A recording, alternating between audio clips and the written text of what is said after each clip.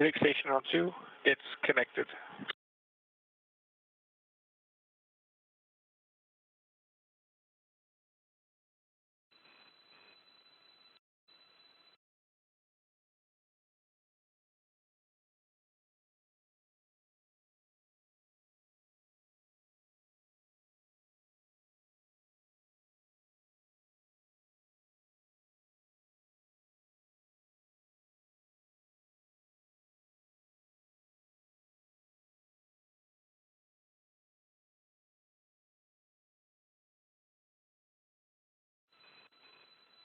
And we copy, Andy. Thanks. We're going to keep looking into it.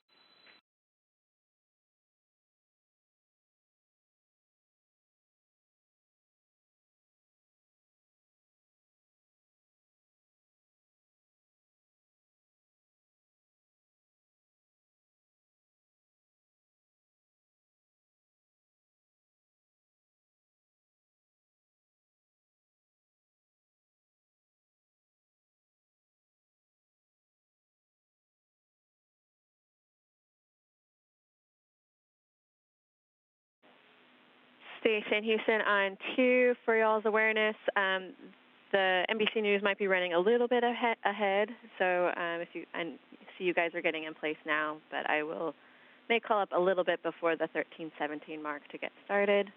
And I also wanted to bring awareness for anybody hanging out in the Node 1 area. It is a live feed, and so they will be in the view.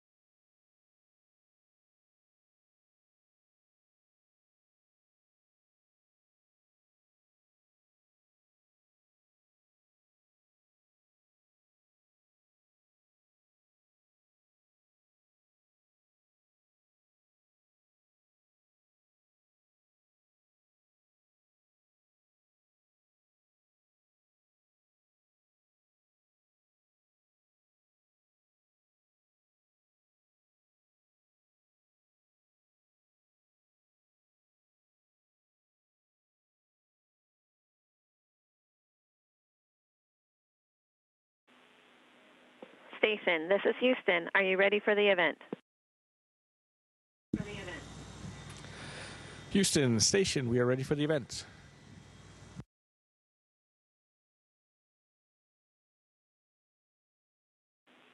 NBC Morning News Now. This is Mission Control Houston. Please call station for a voice check.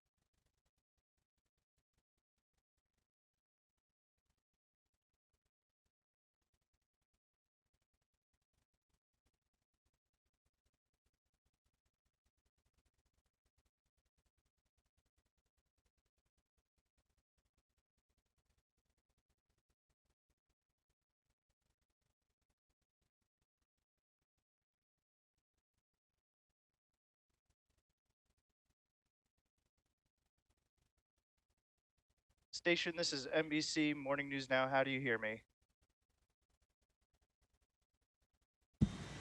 Good morning. We've got you loud and clear. Welcome to the International Space Station. Thank you. Can y'all hear me? Hello? Jasmin, Andreas? Hello. Hello. Hello. Hello. Welcome to the International Space Station. We hear you loud and clear.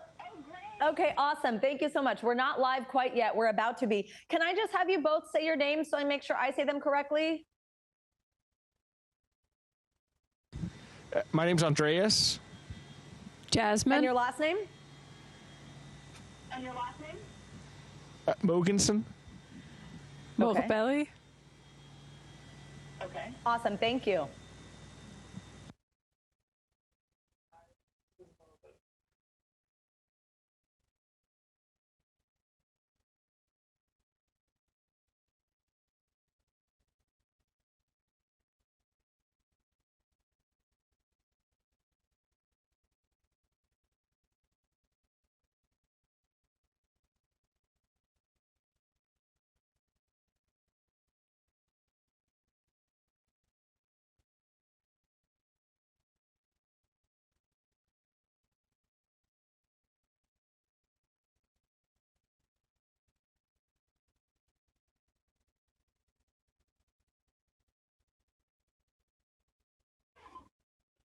Welcome back. We are so excited about our next guest. In August, NASA's SpaceX Crew 7 mission launched to the International Space Station. Now they're already more than halfway through their 6-month mission, and the work they are doing is pretty neat. They are conducting more than 200 science experiments and technology demonstrations to prepare for missions to the moon, to Mars, and beyond. And guess what? We have them joining us now live from space. We are with NASA astronaut Jasmin Moghbeli and Expedition 70 Commander Andreas Mogensen.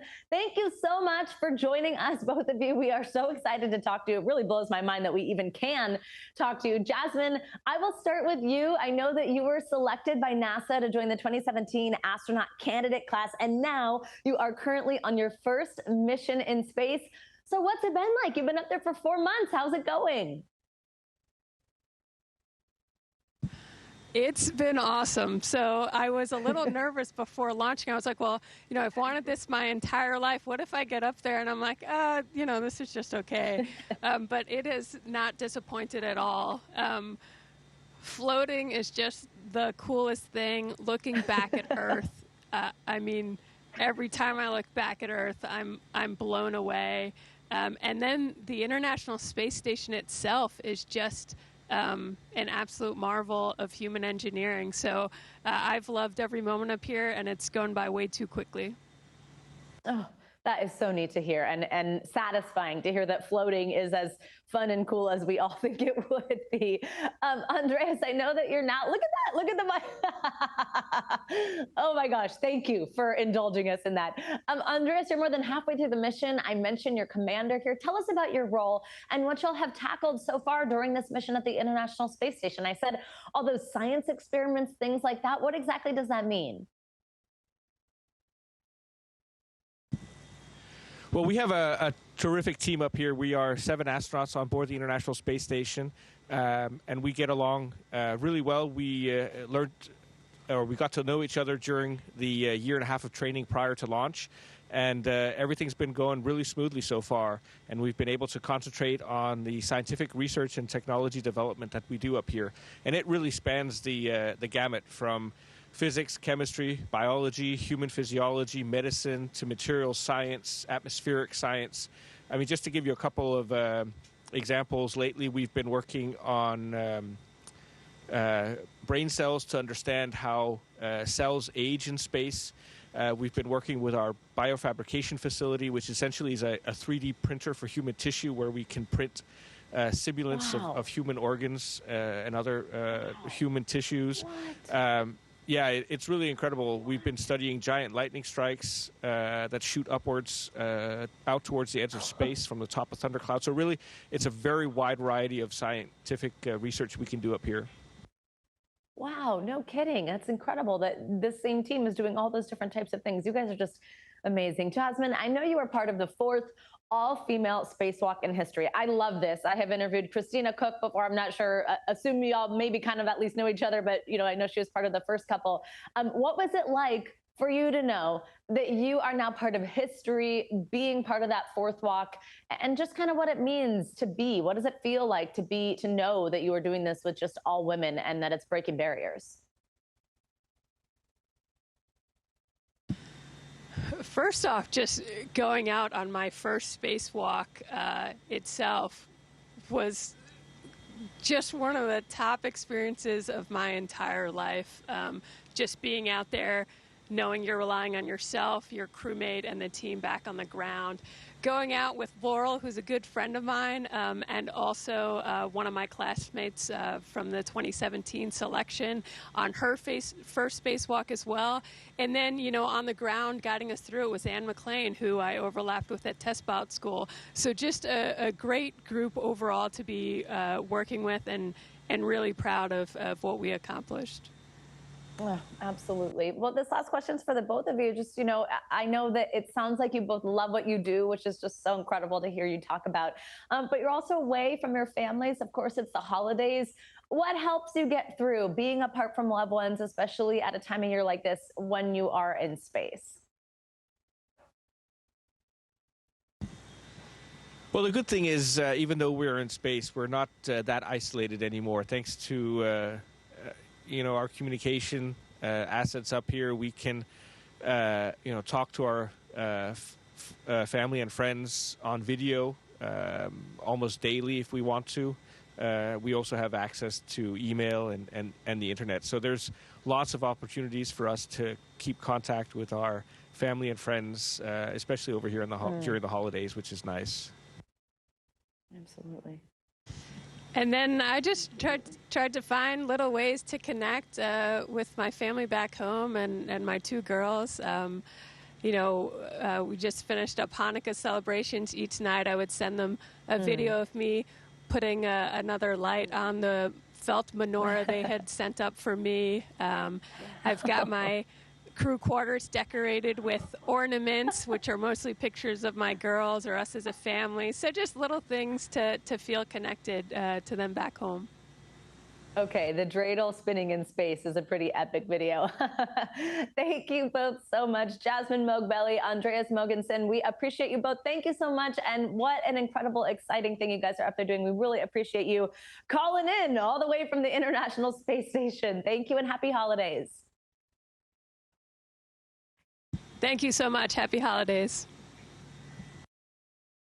Station, this is Houston ACR, and that concludes the event. Thank you to all the participants from NBC Morning News Now. Station, we are resuming operational audio communications.